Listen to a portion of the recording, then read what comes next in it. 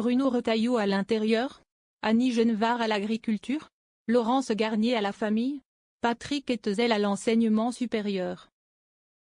Les premiers noms qui ont filtré pour entrer dans le gouvernement de Michel Barnier ne font guère de doute sur son orientation plus à droite que celui de Gabriel Attal. Bien que la liste ne soit pas encore officielle, et surtout pas exhaustive, Jean-Luc Mélenchon y voit le retour en force d'anciens partis de droite aujourd'hui disparus. L'UMP est donc de retour, englobant les derniers lambeaux de l'UDF, tranche-t-il sur son blog ce samedi 21 septembre.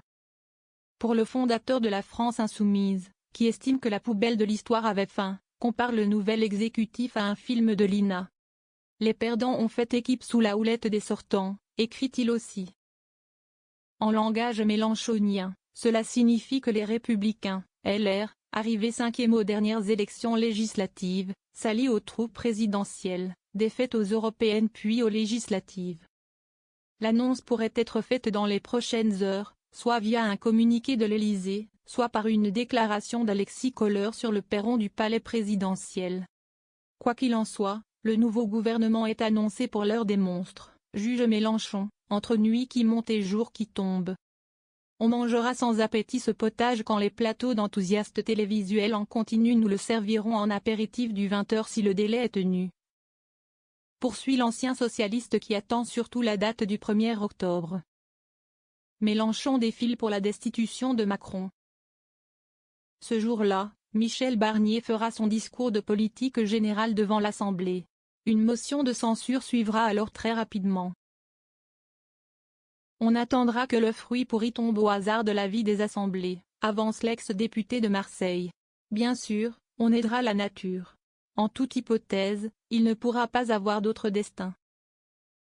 Avant de dégainer cette arme institutionnelle, à laquelle se résout l'ensemble du nouveau Front populaire, c'est dans la rue que Jean-Luc Mélenchon continue de vouloir créer un premier rapport de force.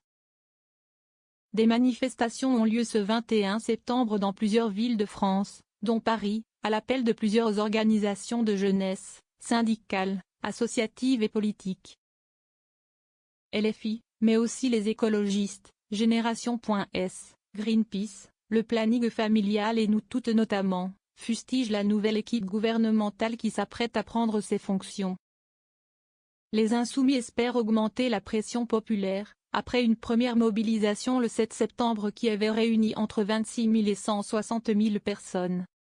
Jean-Luc Mélenchon, lui, marche à Marseille pour, dit-il, la destitution de Macron. Ce sera l'autre chantier des insoumis dans les semaines à venir, leur proposition a été acceptée par le bureau de l'Assemblée. Reste maintenant à passer devant la commission des lois puis en hémicycle. Un chemin, très, escarpé.